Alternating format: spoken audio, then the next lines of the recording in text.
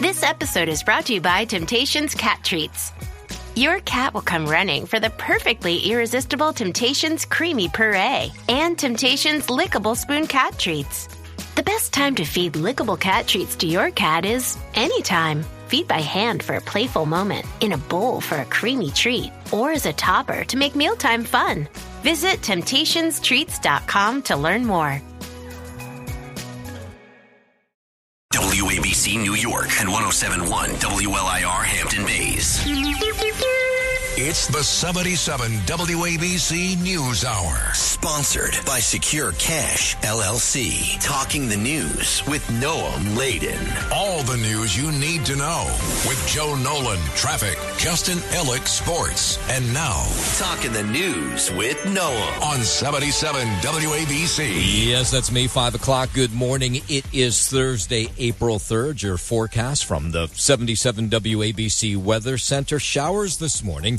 Clouds this afternoon, but we like the high. It's going to be 70. Tonight and overnight showers, low 57. And then for Friday, rain in the morning, clouds in the afternoon, high 64. If you are walking out the door with us right now, 44 and cloudy in Nyack up in Rockland County, 45 and cloudy in Elmwood Park over in New Jersey, and it's 45 and cloudy right outside our Midtown studios. The top 5 at 5. So what happens now that the tariffs are in place?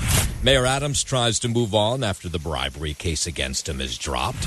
A mom and dad in Brooklyn are accused of doing horrible things to their kids. There's a battle over a female runner on a Long Island high school track team.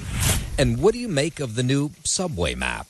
All right, let's get into it at 5:01. President Trump signing those new global tariffs, keeping in line with a campaign promise. Did it in the Rose Garden yesterday. April 2nd, 2025 will forever be remembered as the day American industry was reborn, the day America's destiny was reclaimed, and the day that we began to make America wealthy again. The tariffs cover a wide range of products, targeting several countries, including Canada, Mexico, China, European Union. Trump called the reciprocal tariffs Liberation Day for the U.S. after trading partners, he says, have looted and pillaged and raped American industries for decades. Our country and its taxpayers have been ripped off for more than 50 years. But it is not going to happen anymore. It's not going to happen. President placing blame on past leaders for trade practices that were imbalanced. Past leaders who weren't doing their job, they let it happen, and they let it happen to an extent that nobody can even believe. That's why, effective at midnight, we will impose a 25% tariff on all foreign-made automobiles. The president says these tariffs, at the end of the day, there'll be some pain, but it will benefit all Americans. Today we're standing up for the American worker, and we are finally putting America first. And the president had a word for those companies doing business outside of the U.S. They say you can avoid paying these tariffs if you decide to make your products right here in the good old USA. My answer is very simple. If they complain, if you want your tariff rate to be zero, then you build your product right here in America, because there is no tariff if you build your plant, your product in America. So if you saw this press conference yesterday, was it during the press conference or afterwards where he called out for Republicans who are not on board with these tariffs? One of them is Kentucky Republican Senator Rand Paul, who is actually working with Democratic Senator Tim Kaine in an effort to block the tariffs against Canada. They were both on Fox News last night. We are richer because of trade with Canada, and so is Canada. There is no Canada versus the U.S. The consumer wins when the price is the lowest price. Tariffs raise prices, and they're a bad idea for the economy. So Senators Kaine and Rand Paul now proposing a bill to reverse the tariffs on Canada. The bill would essentially end an emergency declaration put forth by the Trump White House yesterday. We don't like tariffs, especially broad-based, generally applied tariffs. And two, we don't like government by executive emergency declarations. I look to Senator Kaine as somebody who is open to listening. I try to be open to listening. I try to make decisions not on whether it's a Republican president or a Democrat president, but we can find places to agree simply by having a civil discussion. Rand Paul's a guy, when you convince him them on the merits, you can take it to the bank. You know, that's the highest compliment you can pay to a colleague. Yeah, look at that. They're both getting along when it comes to tariffs. Of course, we'll continue to follow this story. Overnight, markets did not look good, though the Dow was up at the end of the day yesterday. We'll watch it, of course, when the opening bell. I'll have the opening bell for you coming up at 9:30 this morning. Back here, DNA scientists continue to testify in the case of the Long Island architect, better known as the Gilgo Beach killer. Know him? The tariff? Okay, well, that's clearly not that story, but we'll get into that Gilgo Beach story in a moment. Mayor Adams praising the dismissal of the corruption case against him yesterday, thanking his legal team. The mayor says he's happy that the city can finally move on and solely focus on the future. Let me be clear. As I've said all along, this case should have never been brought. And I did nothing wrong. During this press conference yesterday, the mayor apologizing to New Yorkers for having to go through this with him, calling the case baseless. A federal judge issuing the decision, this was yesterday morning, to toss the case with prejudice, meaning it cannot be brought back. So this week after the DOJ ordered that the case be dropped, and just one day before the mayor is required to file these documents to appear on the Democratic mayoral primary ballot. So he could not run with this case hanging over him, and so it was dropped yesterday. Now the question is, will he be on the Democratic primary ballot, or will he run as an independent? I'm now happy that our city can finally close the book on this and focus solely on the future of our great city, a baseless case that should have never been brought in the first place. The lies spread through false leaks and splashed across sensational headlines and all of the distractions. Now the question is, can Mayor Adams roar back? Every poll shows him, some of them, third, fourth, fifth place. There are some political consultants like Hank Scheinkoff who say now that this bribery case is no longer hanging over him, he has a shot of winning the primary. When you talk to the other candidates in the race, everybody has a different opinion about this, including our own Curtis Sliwa, who's running as a Republican. A federal judge issued the decision to toss the case Wednesday morning. Adams said he will continue to deliver a safe city for New Yorkers and said it was a baseless case that should have never been brought in the first place. Meantime, Curtis Sliwa, who's running for mayor, says Adams will run again. I always felt he was guilty, but now that he's free to run, he'll do so as an independent like John Lindsay did in 1969. Curtis said Eric Adams has always been about Eric Adams, and he, quote, warned people about Adams back in 2021. Lisa G., 77 WABC News. WABC News Time 5:09. Let's talk about that devastation last night. Tornadoes sweeping through parts of the South, the Midwest. In northeast Arkansas, this woman, her name is Chastity, spoke after she returned home to find her house and car completely demolished. I'm just really sick to my stomach. I just, you always pray that you're not one of those people that come home to find that they have nothing. But unfortunately for me tonight, I was one of those people. Tornadoes reported multiple states: Arkansas, Illinois, Kentucky, Missouri, Tennessee. I don't even know how to describe it, really. It's just really devastating, really, that, we don't have nothing. We got 3 children, and we literally have the clothes on our backs. Yeah. So there was also severe thunderstorms that caused all kinds of problems. So the one thing this woman, Chastity, said was the only bright spot is they thought their cat was dead amid the rubble, but they found the cat alive. What's next is I'm going to try to pick up the piece. There's my cat. Oh, my God. Here, come on, Derek. Have you seen her since the storm? No. Yeah, in Oklahoma, we were hearing from a victim there, too, Ryan Mosley.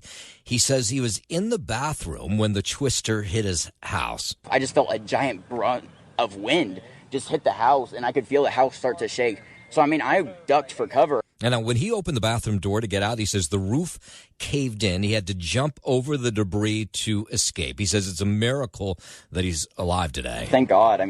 That's really all I can say is it's a miracle I'm alive. If I had ran down those stairs maybe 10 seconds sooner, I would have been crushed. Yeah, he says, just sort of seconds, and the fact that he was able to navigate his way out with the house collapsed is really spectacular. It was very fast, and I probably won't ever be trying to go out and see tornadoes again. When the sirens go off, I'm just going to immediately, make sure everybody. Luckily, we did that this morning. Yeah. All right. So far, my guess is there will be fatalities, but we don't have any numbers that have come in yet this morning. 5:11. Let's go down to Washington. Senator Ted Cruz accusing Democrats of using what he calls lawfare to attack President Trump. They are forum shopping like crazy. Give me any loon judge put on the bench by Obama or Biden. Texas Republican using a Capitol Hill hearing yesterday to point out that a large number of injunctions which are blocking the White House from passing their agenda. But Democrats on this same Senate Judiciary Committee argue that those backing the impeachment of judges are kissing the ring, as they call it. We just saw a judge flagrantly ignore U.S. immigration law. Unelected radical judges trying to overturn the election because they disagree with what the voters decided. While we're down in D.C., the White House reporting to be looking at what it would cost to control Greenland as a territory. More on that from Nick Harper. The Danish-owned but autonomously run island is a target of President Donald Trump, who says it's vital for U.S. security. According to the Washington Post, a cost estimate is being drawn up that would include providing government services to its population of just 58,000 residents. So sources say the administration is really just still trying to estimate how much revenue could be gained from Greenland's natural resources, including rare earth minerals. Looking for ways to generate revenue from the island's natural resources.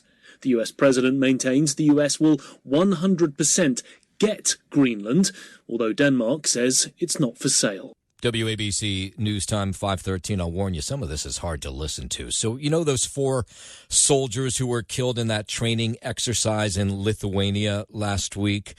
So now those soldiers are starting to be identified, and some of the families are speaking out. A man from Glendale, one of the 4 U.S. soldiers, Glendale, California, the soldier identified, 25-year-old Sergeant Edwin Franco. His father speaking out yesterday. It will make me so proud that he gave his life. We are originally from Guatemala for this country. The 4 soldiers were reported missing on March 25th after their armored vehicle sank in a bog. 3 bodies in the armored vehicle were recovered from the bog on Monday. More from the father of Edwin Franco. He was doing his job. He loves his job. But what can I say to a little boy? Your brother is not coming back. Yeah. He was his motto. Yeah, that's actually his mother, obviously. He gave his life for something that he believed. So we gotta keep going because I know he will like us, to keep going. But I wanted to be remembered that what he did, he didn't do it just for nothing. He was doing his job. And Georgia Franco was married to Sergeant Edwin Franco, and she spoke out yesterday. He's such a good dad. He loved him. I mean, I couldn't have handpicked somebody else to be a father. From the moment, we had him, he was in love. Yeah, these soldiers give it their all, but of course these families give it their all too, and just so upsetting. The brother of Dante Taitano, he was also one of the soldiers killed in Lithuania. His brother Joshua speaking out about just what a fantastic individual he was. Yeah, I was very proud of him. He loved the Army. He was very, very excited and proud to be in the military as well. Yeah, I don't even do enough of honoring these moments where these people are killed and hearing from their families. It's really important that we do. And, good for them for speaking out yesterday. 5:15, let's head over to the 77 WABC Sports Desk. Happy Friday Eve and good morning, Justin Ellick. Happy Friday Eve. Good morning to you, Noam Oladen.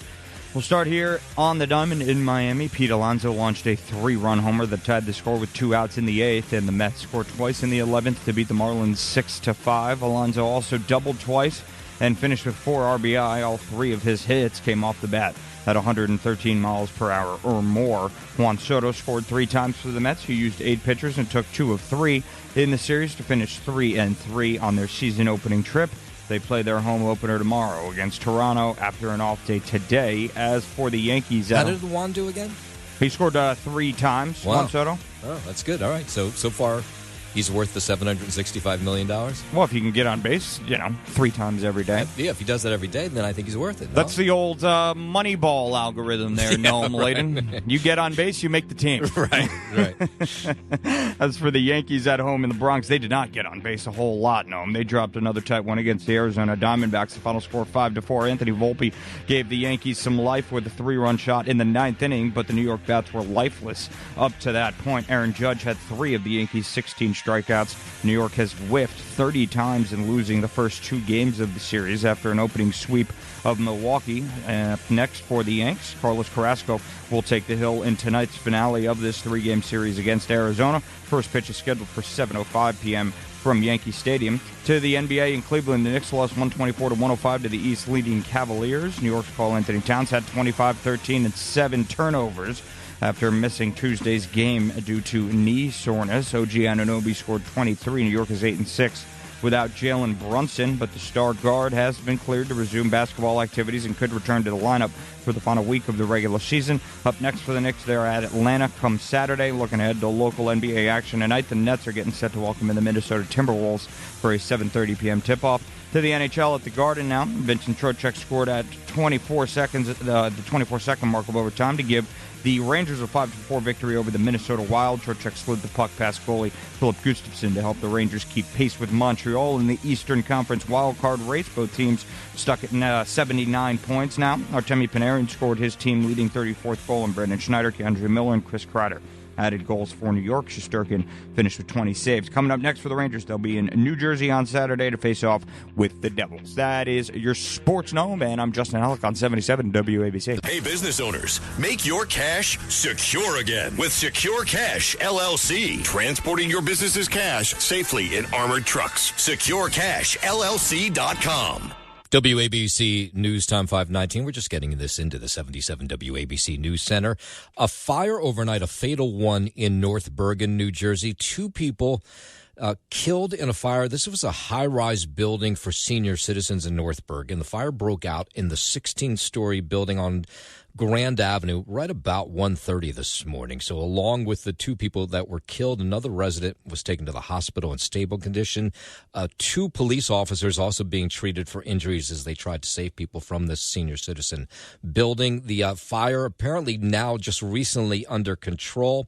Not clear what started it all. Of course, as more details come into us about that senior home fire in North Bergen, we will pass that on to you. 520, Hunter Biden is going to be permanently stripped of his law license in Washington, D.C. now. The son of former President Biden agreed to consent to disbarment in an affidavit filed Tuesday after a recommendation from a disciplinary agency. The D.C. Court of Appeals must now accept the recommendation to then accept Biden's consent to disbarment before making it official. His law license was suspended last year after he was found guilty in a Delaware federal court of lying about his drug use when buying a gun. Former President Biden issued a pardon before leaving office after saying he would stay out of his son's legal proceedings. I'm Lisa Taylor. WABC News Time 520. A federal judge now ordering legal funds for migrant children to be restored. The decision Tuesday temporarily reverses a Trump administration order last month that would end funding for legal representation for children who enter the U.S. alone. According to a complaint, the decision puts some 26,000 children at risk of having no access to lawyers during immigration proceedings. The California judge ruled that the move would violate obligations to protect children from human trafficking. The judge's ruling expires April 16th ahead of a final decision. I'm Michael Kastner. Let's go out to California. Governor Newsom defending his comments on transgender athletes. You remember in a podcast, his own podcast, maybe it was a month ago, he said that he probably thought it wasn't fair for transgendered females to play on women's teams. And then they took up this bill in the California legislature to ban transgendered women from taking part in the sports, but mostly Democrats in that legislature, and they did not get that bill through. So here's the governor talking about this yesterday. I'm deeply sensitive and empathetic to the community, and I can't stand those that demean the community and bully the community, talk down and use this to weaponize a political agenda. And I made that point. I said, you can hold both things in your hand. Yeah, so he's sticking by his original thought. This comes after a committee rejected 2 bills aimed at banning transgender athletes from women's sports. By the way, coming up in the next half hour, this story has become big at one Long Island high school. Coming up after 5:30. 5:22, Florida continues to lure law enforcement officers from the tri-state area down to the Sunshine State. Governor Ron DeSantis giving an update on his recruitment bonus program that is working big time. We've reached a new milestone in our Florida law enforcement recruitment bonus program. We've now awarded over 7,800 bonuses through this program.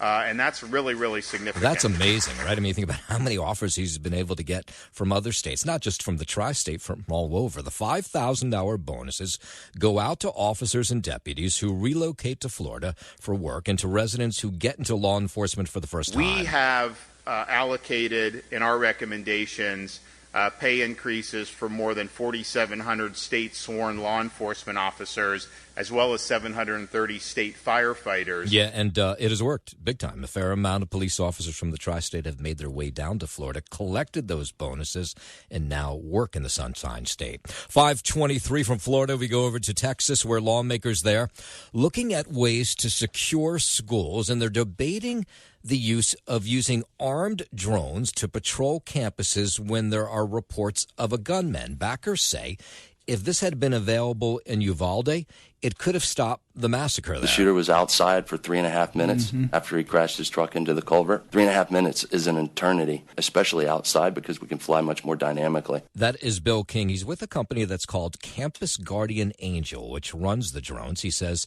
if a school shooter is inside, they can fly the drone at the window, crash through. The cost, about $15,000. They fly right through. We put a glass punch on the front of them, and then the other two can come in right behind. We would have been flying drones against him already, so we would have been ready to meet him at the door. Yeah, Texas lawmakers will consider whether that's worth the money, and school systems will be up to them whether they want to implement that. 5:24, the cost to play the Mega Millions lottery going to go up, actually.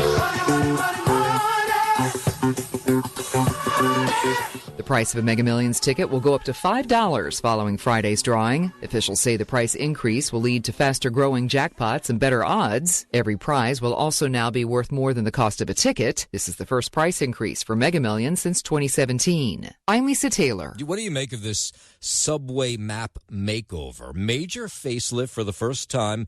2 subway maps, the ones that are on trains, the ones you can get on your phone, since 1979. Many people know their subway routes by heart, but for those who don't, MTA Chairman Janno Lieber says the new map will be easier to read because there will be bolder colors and you'll be able to see where you can transfer. Been years in the making. The result is a map that is much easier to read, but also reflects all the enhancements that we've made over the years. You'll be able to get your hands on a new subway map over the next few weeks on trains.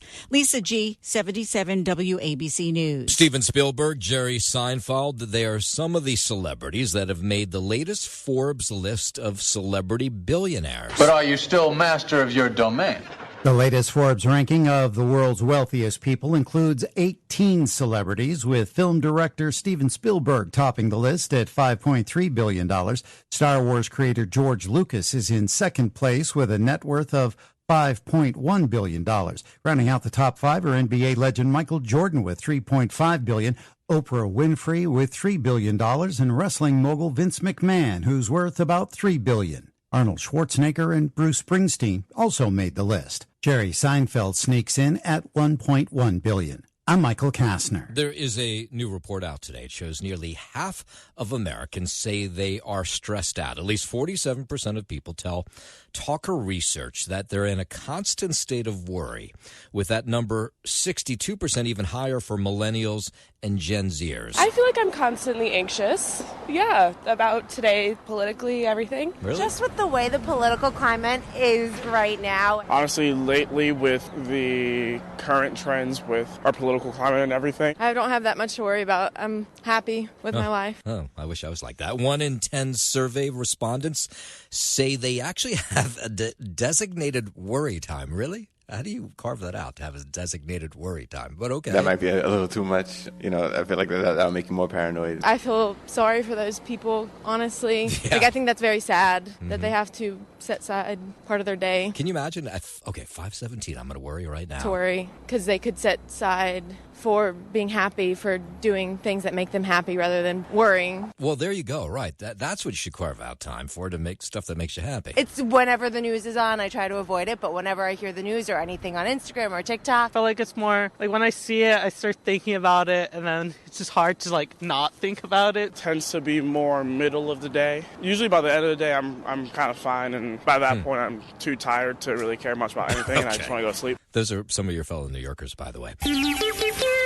It's the 77 WABC News Hour. Sponsored by Secure Cash, LLC. Talking the news with Noah Layden. All the news you need to know with Joe Nolan, traffic, Justin Ellick, sports. And now, Talking the News with Noah on 77 WABC. Yes, that's me. Good morning. It is Thursday, April 3rd. Your forecast from the 77 WABC Weather Center.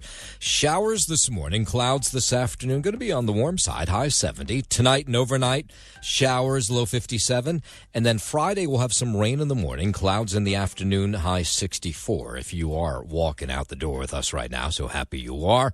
44 and cloudy in Nyack up in Rockland County. 45 and cloudy in Elmwood Park over in New Jersey. And it's 45 and misty outside our Midtown studio. WABC News Time 5:38. The dismissal of the corruption case against Mayor Adams yesterday comes just a day before the deadline for the mayoral candidates to file to be on the ballot, which is today. So now the question is, can Mayor Adams win? I don't know anyone who wants to vote for him. I don't think he has any chance of winning the primary. I think it's over for him. Yeah, it's a voter in Midtown. Adams has denied from the very beginning that he did anything improper, that the federal bribery case was just politically motivated by the Biden administration for him criticizing the White House then on their border policies that, of course, left New York City with a migrant crisis. Hear more from voters who watched this bribery case went away yesterday. I think he should be prosecuted for what he did. Yeah, I don't think he's any special just because he's the mayor of the city. He should get charged just the same way I would be charged if I do something wrong. Yeah, though we did find people who say, oh, okay, now that this bribery case is gone, maybe I'll rethink Mayor Adams. The charges that was levied against Mayor Adams are no different than the charges levied against many other politicians who have beat said charges. Why the big hubbub? I mean, it's like... let's see who's in the running when it comes time for the mayoral race. You know what I'm saying? I put my chips on Adams. Okay, and do you have the other mayoral candidates who were weighing in? Former comptroller Scott Stringer said that the mayor's legal trouble may be behind him, but his political ones are not. Other candidates in the race say, well, they still don't think he can win. We hope that the mayor will put this budget first, the concerns of New Yorkers first. Eric Adams has put himself above the needs of New Yorkers at almost every opportunity while he's been the mayor of our city, and today is no exception. You heard there from Adrian Adams, of course, City Council Speaker, and Zohran Mamdani, the two other candidates in the race for mayor. A former New York City council member who once did time in federal prison in a bribery scheme has been arrested now on child pornography charges in Miami. Daniel Halloran was arrested at Miami International Airport over the weekend on charges of possession of child porn and transportation of child pornography. What we're being told is agents searched Halloran's iPhone as he arrived at the airport, found several videos of child pornography in a hidden folder. At least 35 videos showed young children performing various sex acts. Halloran had been sentenced to 10 years in federal prison back in 2015 for his part in a scheme to help a Democratic state senator run for mayor as a Republican. He was elected to the city council, you'll remember, back in 2009 until he was arrested in 2013. 541, there is a lot of outrage today over the Trump administration's decision to lay off staff at the World Trade Center health program, with many saying the cuts are going to impact health care for 9/11 survivors. The Trump administration approved the layoffs at the United States Department of Health and Human Services. The head of the Uniformed Firefighters Association, President Andrew Ansborough, is a lifelong service member. He was a first responder on 9/11, and he was diagnosed with 9/11-related skin cancer. And he says none of this is good news. If I was diagnosed with another skin cancer tomorrow, it's not getting treated. Because no one at NIOSH is going to approve the treatment because there's no one there anymore. They just got rid of them. There is fear and outrage that as the program is being dismantled, they say, research, treatment, potential grants will all be in jeopardy. Senator Schumer calling out the Health Secretary Robert F. Kennedy Jr. to reverse this decision, saying that he doesn't believe the cuts have anything to do with efficiency. He made a commitment to me, an unequivocal commitment, that he would protect the World Trade Center health program.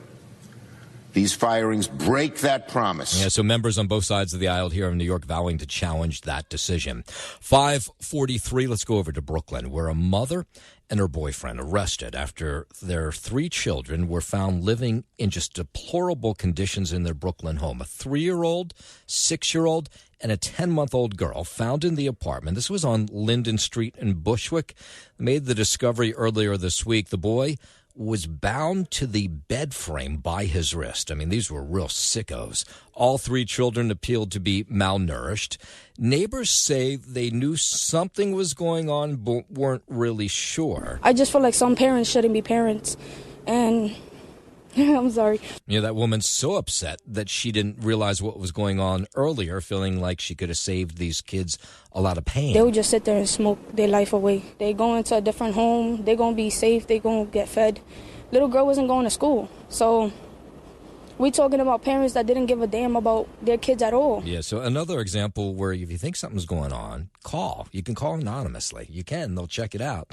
The 3, I think they're going to be okay. We're taken to Wyckoff Heights Medical Center, stable condition. The children's mother, 25-year-old Kiama Messier, and 26-year-old boyfriend Thomas Madera, now facing a whole bunch of charges, including assault, endangering the welfare of a child, reckless endangerment. That is, neighbors say they wish they had known what was going on behind closed doors in that apartment. I'm glad that everything is addressed. I'm glad that it's been reported and figured out. Children are currently in stable condition at a nearby hospital. 544, a lack of corrections officers could lead to the early release of some inmates here in the city. The criminal fake contractors talk a good game, convincing homeowners that they need thousands of dollars in repairs that they really don't need.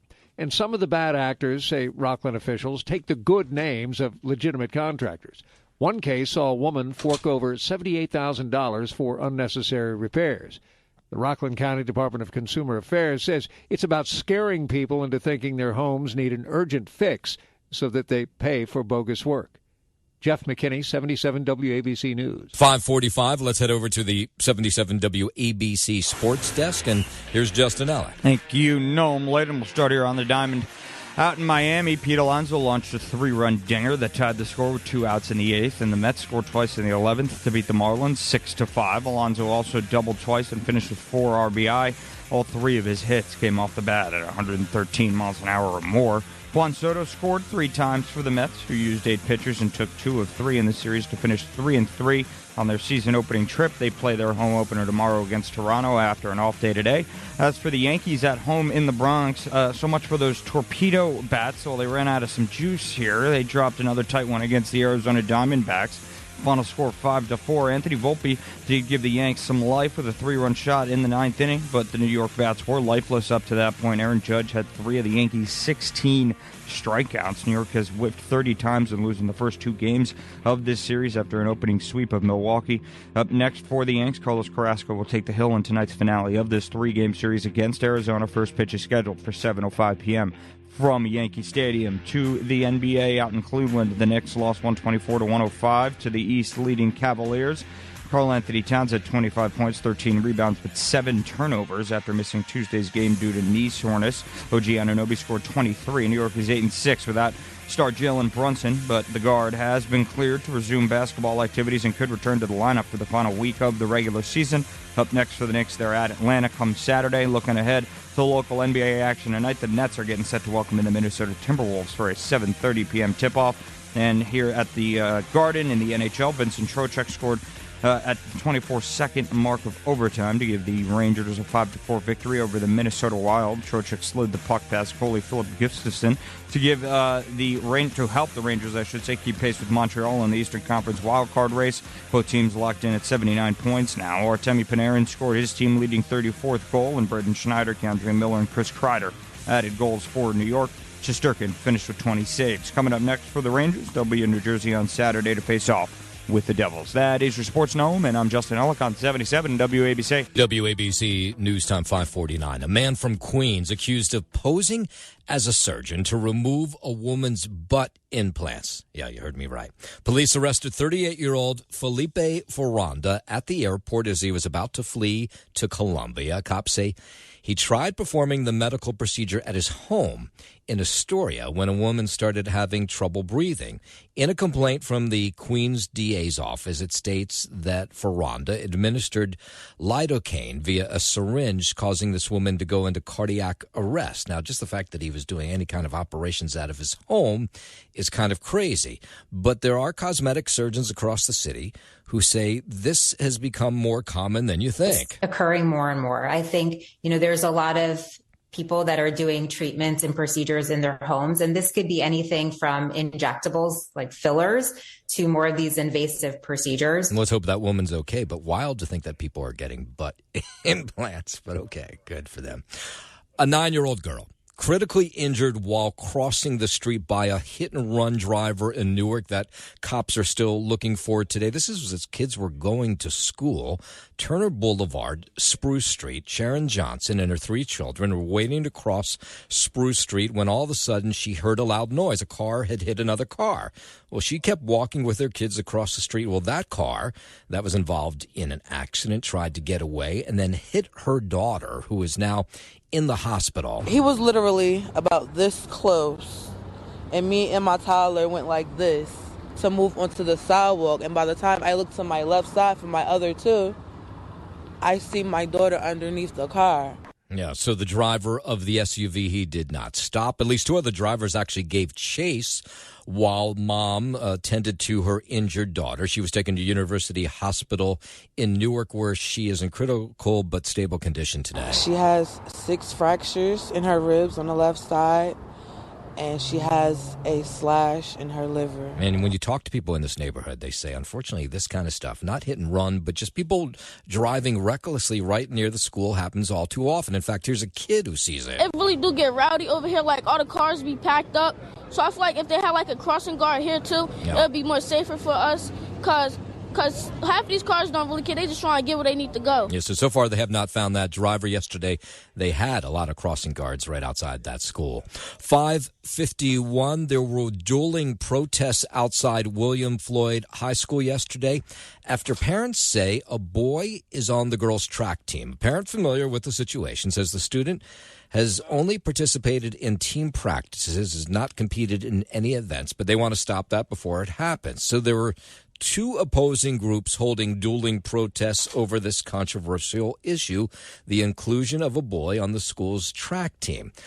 Here were the people who say, you can't let this happen. It's a biological advantage. Our girls are uncomfortable. They've been silenced. They've been bullied. Now, the school has not said anything. William Floyd is not talking about who this person might be, but there were people who came out in support of the student who's on the female track team. I feel like this person that is the subject of all this controversy is very antagonized. I would feel extremely bad if there were only people here that were against her and no one standing here with her. So I just had to come out. Some of the parents at the protest out on Long Island criticized the school district for not adhering to an executive order issued by President Trump, which they claim mandates that men be excluded from women's sports. This is not anything against trans people or anything like that. What this is simply about is the fact that a male does not belong in a female sport. There's a disadvantage there, and it's not okay. Now, we could not get any clarity from William Floyd School District about what's taking place here, but as soon as we do, of course, we'll pass it on to you. 5:53. In its latest report from its analysts, Cox Automotive warns that vehicles will start prices below $30,000, the ones that are like in the more affordable range, could increase by more than $5,000 because of the tariffs that were laid on other nations by the White House yesterday. But what's interesting is, and I was telling James Flippin about this during the 4 o'clock hour, that I was at a Honda dealership in New Jersey yesterday, and they told me they were not worried about the tariffs and that corporate was not warning them about the tariffs because so many of the Hondas are already made in America. And they actually had gone out and bought older models like 2023, 2022 and lined the lot with them just in case prices do go up. But the same holds true for some Honda dealerships up in the Hudson Valley. In fact, this guy was at this Honda dealership in the Hudson Valley yesterday for an oil change, and he thought, okay, what if the prices do go up $3,000 to $5,000 on a Honda? Maybe I should just buy one today. So he actually did. Tariffs come along, especially today. I was here yesterday for the oil change. I spoke to them. They said, we got one for you. Yes. I said, let's do it. Yeah, so he drove off with a new Honda, and the Honda dealership's definitely going to use that as a sales pitch. Maybe, maybe not now if the prices go up, but hey, get a car while it's still affordable. But again, the dealership's saying they have not been told that there's anything to worry about because most of the cars are made right here in the U.S. Here's the head of that dealership in the Hudson Valley. Now when you're having the conversation of putting fuel aside, how am I going to afford a new vehicle? Now that's a different conversation. Yeah, so we'll have to wait and see, obviously, because it just began at midnight. 5:55. In the last 27 years, Ken Shales has lived in his Fort Greene brownstone out in Brooklyn, and he says his gas bill is, on the high side, but never like it has been this year. He says National Grid has raised the price of his gas bill so high that it's almost unaffordable. By the way, we've heard this from a lot of people over the last couple months, that the prices have spiked in ways they have not seen. He says in January he paid $500 for gas. It's just crazy. It's getting unaffordable, even for the middle class. I've been cutting back on my use. I air sealed my house. I got new windows, converted to induction stoves. I'm using less gas now than I had previously. Shell says he's paying $100 more than he was last year, more than $200 more than he was in 2020. And he says, okay, ultimately at the end of the day, I have the money to pay this bill, but he worries about his neighbors who say this might be enough to chase them away from their homes. I'm really worried about people who aren't like me, who don't have the resources to cut back on their gas use. Yeah. By the way, National Grid did respond. They say about the recent rate hike. The utility company says when temperatures drop, heating systems have to work harder, causing customers to use more energy in their homes, and they think that's what's happening in Brooklyn. New York City subway map getting this major facelift for the first time since 1979. The MTA chair, Jan Oliber, says the new map features bolder colors and evident transfer stations for easier wayfinding yourself through the system. So the map's going to look a fair amount different than it does now. Been years in the making. The result is a map that is much easier to read, but also reflects all the enhancements that we've made over the years, but it still preserves the spirit of the previous version. For those of you who like to transfer to other systems, there is no map like this new map to show where you need to go in our system. An MTA senior advisor says just a ton of work went into the redesign of the map. The map is so iconic that people are wedded and emotionally tied to the map. So it's right, by the way. People are like nuts about the map. Taking on this task and changing it was a no-fail exercise. Yeah, right, because you knew you were going to get criticism either way. But overall, yesterday, anyway, day one, when people were really staring at this after, even though it was out already, they said they kind of liked the new map. 5:57, traffic, transit on the 7s. Here's Joe Nolan. Can't change the subway. I mean, come on. Yeah. Well, 1979, that was the last time they did the change. Yeah, I know. But it's, it's iconic. So you're one of those people who's like triggered to buy this. Yes. No, maybe not. But that might go a little too far, right? Yeah, that's a little too far. But I don't like change. I don't, since 79, pretty much the whole time I've been doing the traffic, the subway maps have been the same. Yeah. So. When was the last time really you looked at a subway map? Not right. Probably since 1979. Yeah, probably.